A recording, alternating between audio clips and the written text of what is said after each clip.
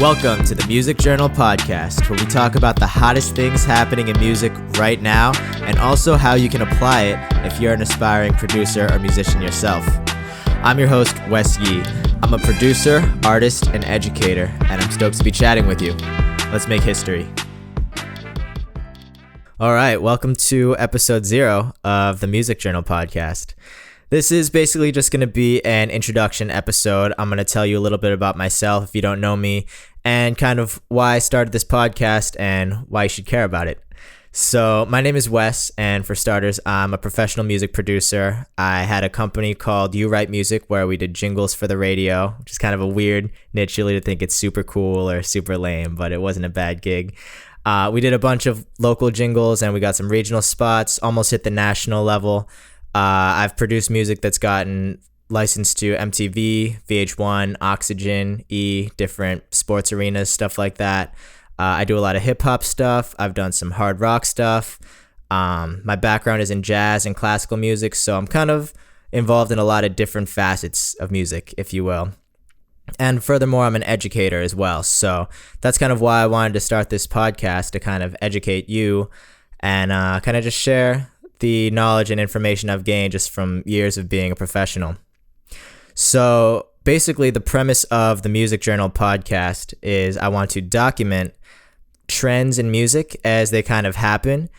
And not only that, I want to also share with you how it can kind of apply to you if you're an aspiring artist or music producer. So basically, I want to make history and also help you make your own history and kind of leave your legacy behind. So I actually reached out to some of my followers. I'm a hip hop artist as well. I actually recently gained the courage to put myself out there and put my own music out there. It was definitely not an easy thing. And anybody who is listening right now that is an artist can probably relate to that. And if you are an aspiring artist and you haven't released anything, then you can probably definitely relate to that, because it definitely was not an easy thing to do. But I did it less than a year ago, haven't looked back. I've put out 2 EPs. I've got a third one on the way ever since. And I've got people who fortunately follow what I do. And I reached out to some of them asking if there was anything specific that they wanted to know and have me talk about on this show.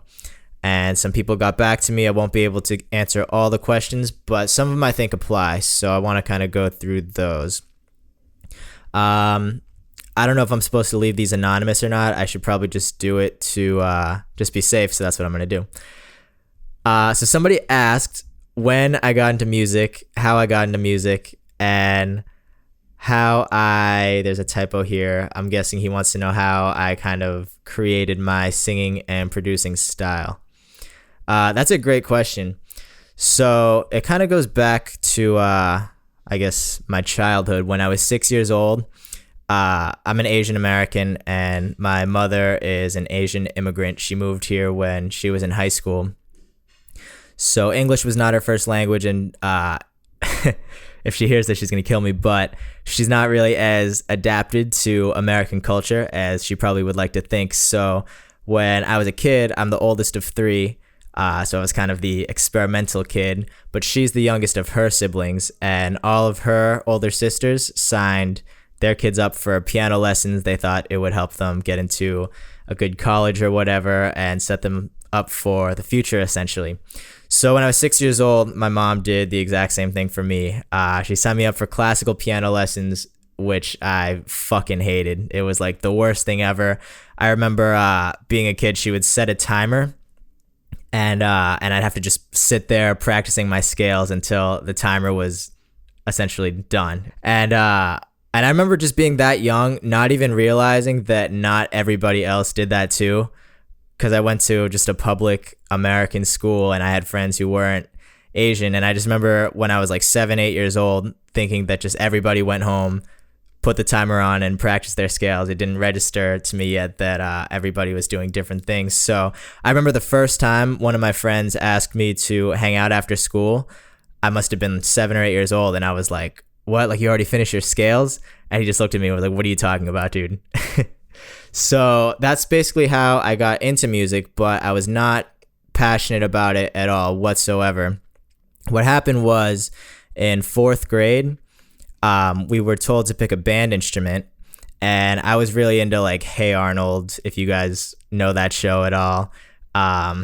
It was just what I watched back then. And I remember seeing, like the New York atmosphere and trumpet players and hearing the jazz music. And I thought it was so cool. So, I told my mom, I was like, hey, I want to learn how to play the trumpet. And she was like, nah, you're going to play the violin. And at the time, I never really like rebelled or anything. So I just kind of was like, all right, I guess I'm playing the fucking violin, whatever. So she writes violin on the slip. And I bring it into school the next day and I give it to my 4th grade teacher. And since English isn't her first language, she's got chicken scratch, which is crazy because English is my first language, but I also have chicken scratch. But the teacher couldn't read the writing, so she asked me what it said, and I lied, and I just froze up and I said, trumpet.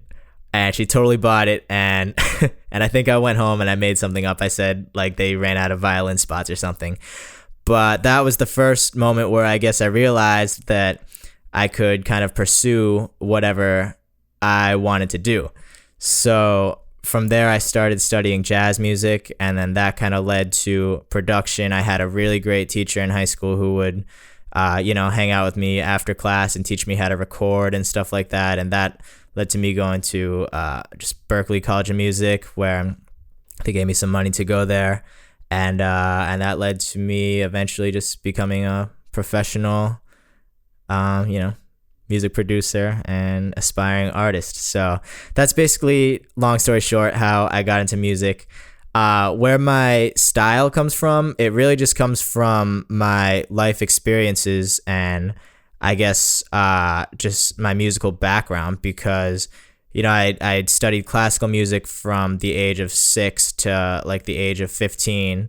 That's another part of the story I left out. I actually kept having to play the scales to the timer and keep playing that classical music even while I was studying jazz and everything on the trumpet until I was about 15 years old. So, it's crazy because at the time it was like the worst fucking thing ever.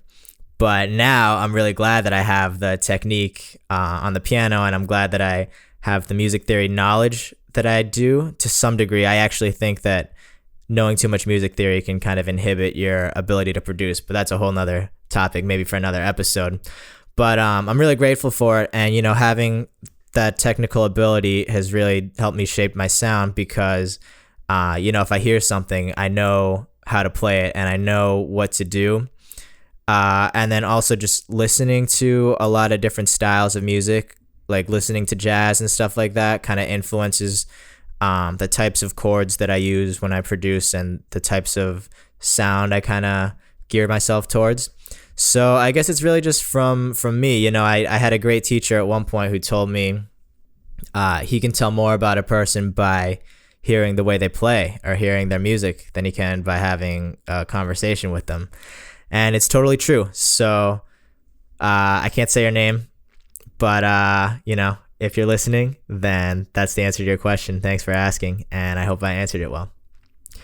I got another that I want to talk about. Also won't say their name, but she said that she would like to know, besides music, what else do I do? Because you got to keep grinding for something else or more. Yeah, I absolutely agree. I think that I think it's really important to be passionate about your career. I'm sure you agree if you're listening and you're an aspiring artist or producer. And even if not, you only YOLO once, so you want to kind of make the most of your time here. But I have all sorts of passions. After I realized in 4th grade that I could just kind of do whatever I wanted and the fear of judgment was really just in my head, like the fear of, going against what somebody else wanted me to do that's been telling me what to do for my entire life. I kind of just saw things and tried them. Like in high school, I tried like fucking breakdancing and shit. But in 7th grade, I started skateboarding, which was totally life-changing. So to answer your question, my other biggest passion is skateboarding.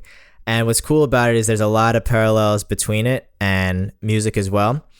They're both really creative outlets. Like, for example, with skating, there's no way I can just walk down the street and see like a set of stairs or something, and just see it as just something to walk down. It's something that could be used creatively and kind of as an outlet. And not only that, just to learn a trick on a skateboard requires an insane amount of perseverance, and it's the same as learning any instrument. So I credit my own perseverance in learning all the instruments that I play to skating, and then at the same time, my perseverance in skating, I kind of credit to me having to sit there with the timer as much as it sucked at the time, and practicing those scales and hashing them out and learning all that stuff. So there's a lot of cool parallels between the two. And for those of you who haven't heard any of my music, I do all my own production. I do the mixing and the mastering, and I play every instrument as well. So just from being kind of versed with these skills and kind of becoming obsessed and passionate about them have kind of led to me being able to do what it is I do today with all these things. And skateboarding is definitely one of those things that have helped aid that. So hope I answered that question. And I guess another reason why I wanted to create this podcast is because I think just me being in different facets of the music industry in different areas. I taught for a long time. I'm an audio engineer. I play jazz music. I'm in the hip hop world. Some of those tracks I talked about that got licensed are in the rock category. Jingles are more pop oriented. It's all about the sting and the hook. Not to brag or anything, but I think that just being part of all of those different elements of the music industry and learning marketing like I am right now, I think I have a lot to share. So I hope you stick with me, and I hope you enjoyed this introduction episode. Episode 1 and 2 are coming out at the exact same time as this episode. So if you enjoyed this one, hopefully you will enjoy the next 2 as well. And these episodes will be coming weekly. So make sure you subscribe and stay tuned. Thank you for tuning in to this episode of The Music Journal. I hope you enjoyed it, and I hope you got a lot out of it. If you want to know more about me and what I do, I just put out a personal EP on Spotify. You can go to bit.ly/Wes Yee Spotify. And if you want to know more about music production, I teach an online course about it too. Just shoot an email to wes@homestudiohits.com and I'll send you an application. Just for filling out the application, I'll send you a free sample pack of sounds I use to make the instrumental you're listening to and more. All these links will be available in the show notes, so you can check them out there. And while you're there, if you feel inclined to rate this show 5 stars, that would really help me out. Other than that, make sure you subscribe so you don't miss an episode. Thanks again. Peace.